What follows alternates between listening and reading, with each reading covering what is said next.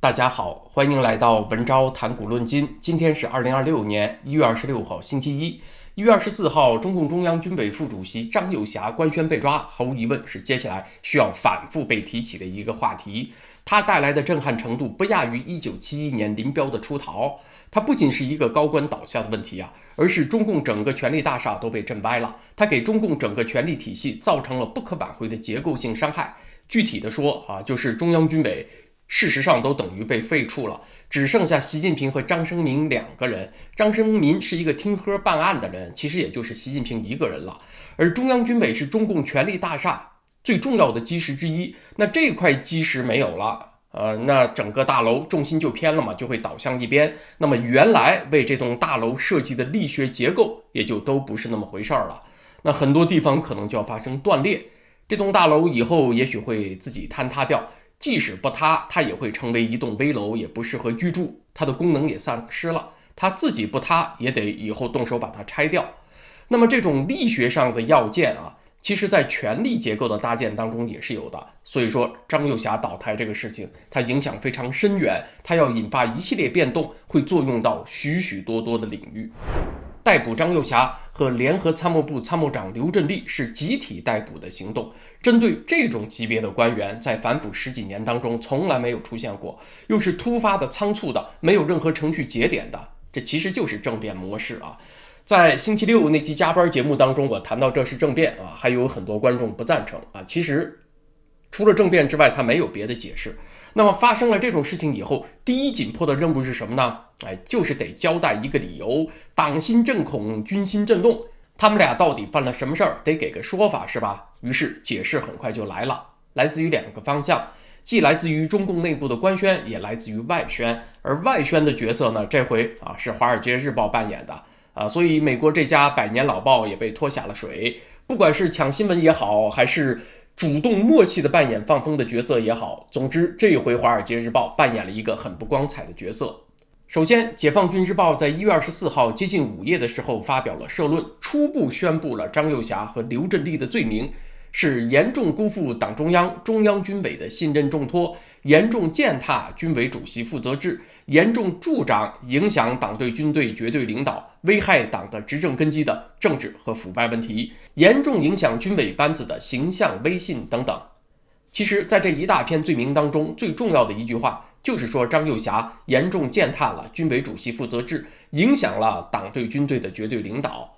其實去年10月份，在宣布開除何衛東、苗華他們黨籍軍籍的時候，解放軍日報也發表了一篇社論，也宣布了相似的罪名。當時提到苗華、何衛東他們是破壞了黨指揮槍的原則和軍委主席負責制。那什麼叫做破壞軍委主席負責制呢？也就是說，這夥人他們串通起來，侵蚀了習近平的權力，把他架空了，不讓他負責了嘛。那麼現在談到張又俠的時候呢，語氣又升了一級，變成了張又俠嚴重踐踏軍委主席負責制。在中文當中，踐踏這個詞兒感情色彩更重，是兩隻腳踩上去，有凌辱和蹂躪的意思。而破壞呢，相當於是英文當中說的 compromise， 是一個比較中性的說法。那顯然，軍報指控張又俠、劉振立的時候語氣更加憤怒，等於說張又俠你把習主席欺負慘了。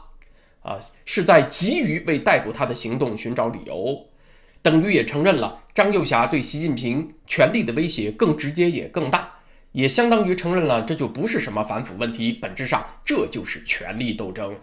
這是來自於內部的官宣放風，而來自於外部的放風呢，是美國《華爾街日報》出了篇報道，說在1月24號上午，開了一個軍方高級官員的通報會。有了解這個通報會的人士給華日記者放了風說在這個通報會上宣布了張又俠被抓的3條理由。第一是他向美國泄露了中共的核武器計劃。第二是說張又俠在提拔軍官的過程中結黨營私，結成了影響力網絡。第三呢，就是腐敗方面的原因，說他收受了之前被逮捕的原国防部長李尚福的贿赂，幫助李尚福升職。最後這條線索其實一點也不奇怪因為當張又俠從裝備發展部部長升任軍委副主席之後，他留下的這個裝備發展部部長就是李尚福接任的，所以李尚福出於腐敗問題倒台之後，在利益鏈上離李尚福最近的就是張又俠了。這一點我們在2024年的節目當中就分析過了，只不過那時候呢，張又俠看起来是迅速擺脫了李尚福事件帶來的影響，權勢還大漲了。只是他現在倒台之後，才又舊事重提，把這條線索放風給了《華爾街日報》。在這3宗罪當中，最令人震驚的是第一條，說張又俠向美國泄露了中國的核武器計劃，等於是說什麼呢？是說張又俠裡通外國，當賣國賊了啊！搞了半天是個美國的大特務。那這一條呢，是平息輿論最快速、最簡單粗暴，也最有毀滅性的一條罪名。要知道啊，這條罪名在中共黨內政治鬥爭當中已經屢次被運用過了。林彪的罪名也是裡通外國在先，篡黨奪權在後。在1971年9月18號，中共中央對林彪問題發出的第一份通知，開篇說的就是林彪倉皇出逃，狼狽投敵，叛黨叛國，自取滅亡啊！叛黨叛國，也就是說他裡通外國嘛，他要去投奔蘇修。劉少奇的罪名裡面呢，你看啊，也有裡通外國這一條。在1968年，中共中央發布的關於叛徒內奸公賊劉少奇的審查報告裡面，就說劉少奇一貫使用反革命兩面派手法，招降納叛，裡通外國啊，就有裡通外國這項罪名。有瘋狂的反對以毛主席為代表的無產階級革命路線。那劉少奇怎麼裡通外國了呢？一次是指他在第一次國共合作破滅前夕，就是1927年的時候啊，說他配合了國民黨反动派，充當了帝国主義走狗，抑制了当時的工人暴動。另外一件事呢，就是指他在1929年擔任滿洲省委書記期間，勾結帝國主義和反动軍阀張學良反共反蘇這些事情，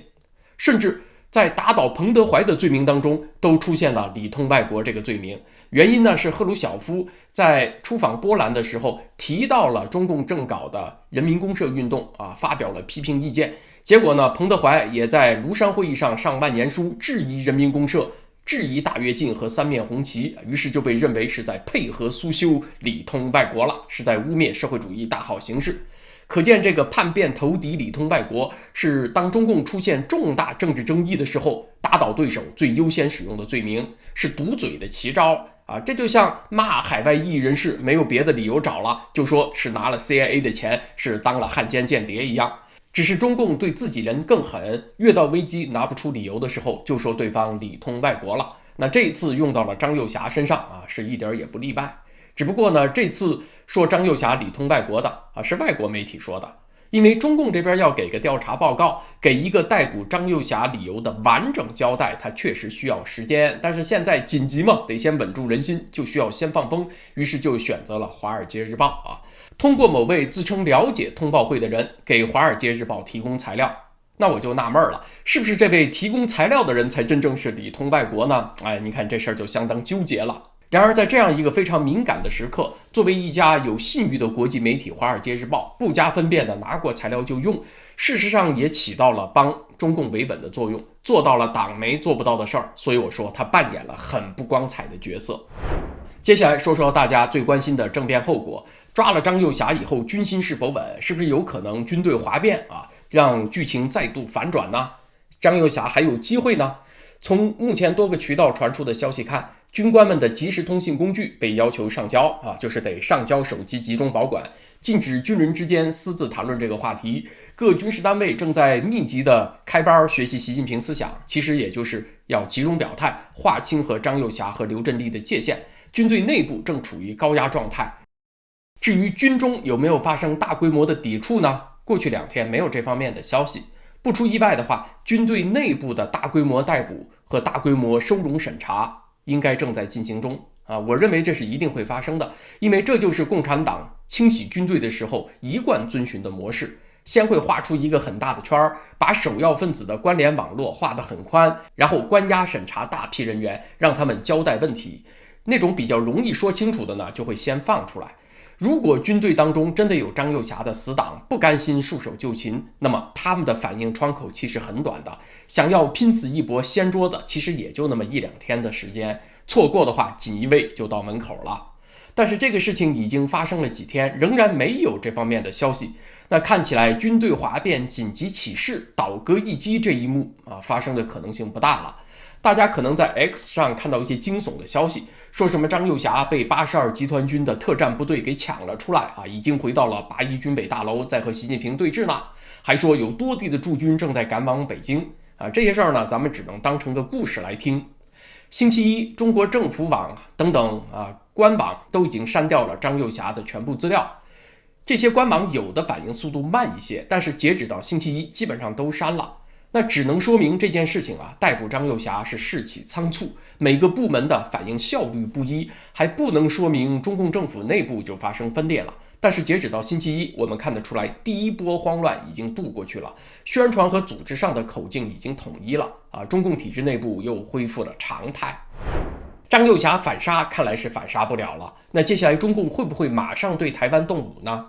在張幼霞被抓的當天，就出現了大量這方面的猜測，因為很多人認為張幼霞是阻止習近平武統台灣的，而習近平抓他呢，就是要掃清武統的障礙。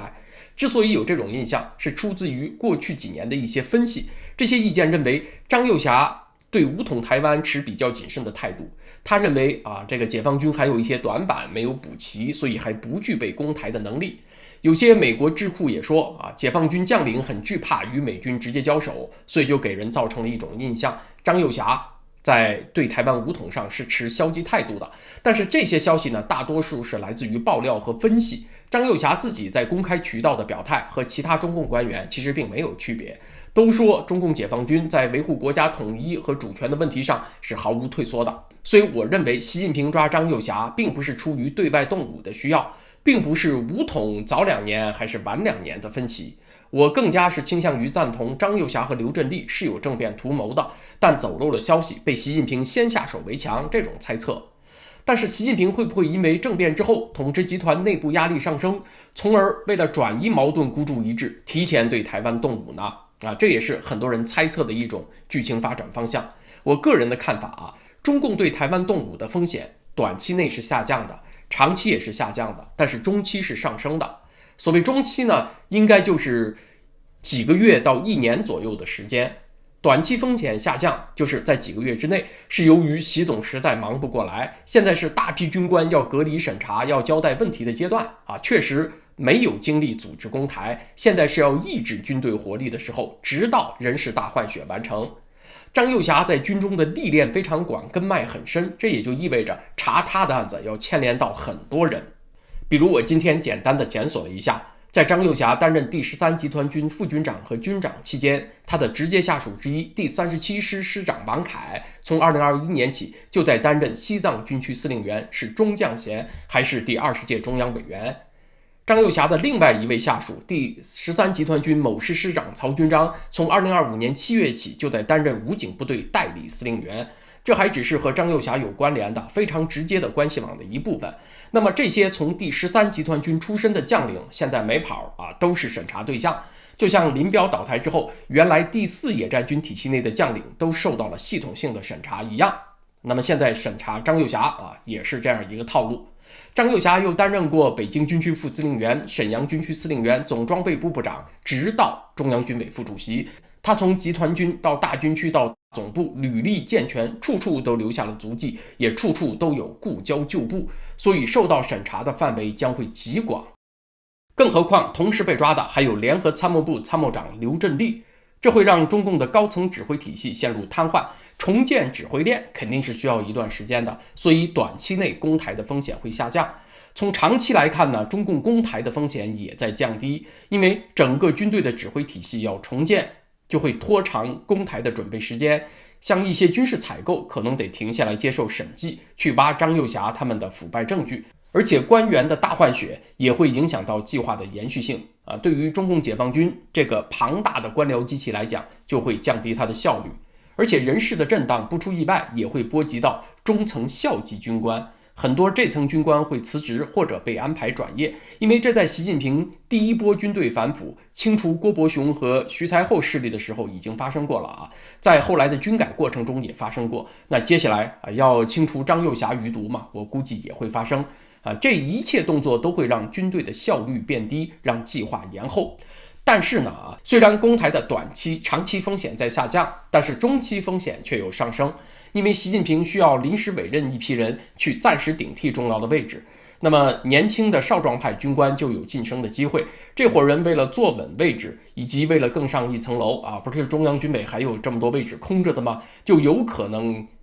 要邀功請戰，就強烈提出對台灣提前動武。習近平是真心想打的，他這些年一直在認真做攻台的準備，同時呢又有要向外轉移內部矛盾的需要。那有沒有可能身邊的這種意見起來，他就被誤導，就又錯判形勢了，又親自指揮、親自部署了呢？確實，中期這個風險比較大。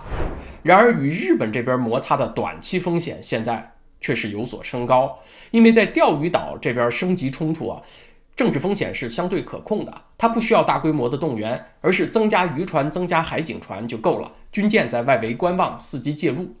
要知道，中共有3個洩壓的閥門，分別是反美、反日和反台獨。在美國這邊呢，因為有川普這種狠人在台上，反美就只能停留在口頭上估計再好戰的軍官也不敢提出和美軍開戰吧，所以行動上是不會有冒進的。至於針對台灣，圍台演習其實已經站到了非常接近攻台的門檻上了，再往上加，那政治成本就很高了，那就不如先把什麼金門、馬祖、太平島這些台灣的離島拿下來了。所以短期內在圍台這個事情上加那麼大的籌碼是不太合適的，唯獨對日本的行動是可收可放。所以短期內轉移內部矛盾的窗口，我認為比較大概率是在日本。再接下來，習近平現在是個啥狀態呢？我以前經常談到一個觀點就是理性主義者在歷史關鍵時刻做的那個判斷經常是錯的離譜的，就是因為他們常犯一個錯誤，認為別人都和自己同樣理性。那你說習近平現在理智嗎？受到了張又俠這事兒的巨大刺激，他是不是還能夠理智就很難說了，本來以前就不夠理智。所以呢，我也做好了被事實發展打臉的準備，因為壓力和各種刺激的变量不在我這邊，在習近平那邊。你不知道總書記那顆奇葩的腦子在這種壓力下會是怎麼想的，所以這裡只是提出一個初步的分析，等待事實的發展再來校正吧。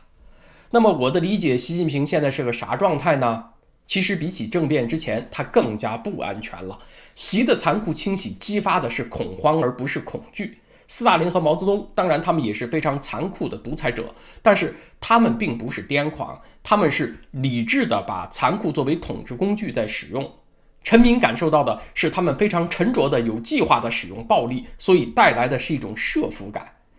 大家想的是怎麼樣以服從來換取安全，而習近平給人的感受是什麼樣呢？是偏執，用英文講是 paranoid。他是沒有思想的，他所有的親自指揮都以爛尾收場，他的人格和能力都得不到尊重，大家看不到他那種沉着計劃的能力。他幹的那些千年大計全都是想一出是一出。那麼這些政變大家也會想是不是哪根神經又搭錯了，一拍腦門搞出來的，他就沒辦法給人帶來那種攝服的感覺。那麼當這種事情發生以後，他身邊的人就會非常恐慌。張又俠完了，那是不是下一個人就會輪到自己了呢？習近平沒有任何信任的人，越是接近他的人，越是當下握有大權的人，就越是惶惶不可終日。張又俠又人脈極廣，牽連極廣他的案子拐個彎都不知道會扯到誰。恐懼會帶來攝服，而恐慌呢就會帶來冒險。習近平恐慌，其他高層也恐慌，恐慌對恐慌，這事情就容易失控，種種預料不到的情況就有可能發生。要知道歷史上的政變往往就是過度防範，防政變給防出來的這種經典的例子還真的不少。比如說古羅馬從第二任皇帝提比略和第三任皇帝卡利古拉開始，就非常重視禁衛軍，給高薪給待遇，目的是想把禁衛軍打造成皇帝的私人武裝，成為保護皇帝安全的銅牆鐵壁。本意是防刺殺、防政變來着，可是禁衛軍一看喲吼，皇帝離不開我們，他的小命就攥在我們手上。那好，那我們就來扮演造王者吧。於是禁衛軍後來就成了古羅馬帝國政變的一股發起力量。卡利古拉是古羅馬的第三任皇帝，也是典型的暴君。他熱衷于各種大撒幣，又是搞大型建築，又是大型歡宴，弄得財政虧空，然後又加稅，就引來了社會各個階層的怨恨。最後結果掉他的是誰呢？就是他禁衛軍的大隊長。那這種人的算計是，與其自己被皇上利用過了就扔，小命而且不保，有可能拿自己的腦袋出來以謝天下，那就不如趁刀把子還在自己手上的時候把老板幹掉唄，去扶持一個自己能控制的傀儡老板，然後再迅速把所有罪責推到前任老板身上，和其他各派交易妥協。這個禁衛軍大隊長的角色對標到今天，那最有可能就是公安部部長王小洪。另外，習近平逮捕張又俠的政變對中共造成了一個非常嚴重的不可挽回的結構性损害，就是中央軍委現在除了他只剩下一個办案職能的副主席張生民了，所以中央軍委作為一個決策機構事實已經癱瘓了，在這一層級懂得打仗的人已經沒有了，這就制造了中共黨史上前所未有的一個危機。毛澤東也許可以這麼幹，因為他自己懂軍事，可是習近平不懂。而這個時機來的呢，又不早不晚。現在離中共開21大還有1年多的时間在這麼短的時間內，習近平不大可能找出他自己信任的，同時又足夠胜任的人來填補中央軍委的這些空缺。同時1年多的時間又太長了，長到讓人們習慣於中央軍委是可有可無的好像都可以永久廢除了。那麼這對於中共的權力結構就制造了一個空前的麻煩。因為還不知道張又俠這個案子會牽連多廣，會扯出誰，甚至會不会扯出退休元老。那麼連中共第21大在這種不確定性中能不能夠按時召開都成了問題。那這種全局性的失衡，我認為以習近平這種孤家寡人的能力又是这個信息繭房的狀態，是很難應付的。就如同我在開頭舉到的例子，這個樓歪着重心偏了以後它所有的部分都成了問題，斷裂有可能發生在任何一個地方。這個樓有可能自己塌掉，即使不塌掉，它也不能夠再用了，也得動手把它拆掉。所以逮捕張又俠和劉振立有可能是中共邁向事實解體的關鍵一步。那麼隨着事實的發展，咱們再來跟進評論吧。今天的話題咱們就聊到這兒，謝謝大家在文昭談古論今，下次再見就是星期三了。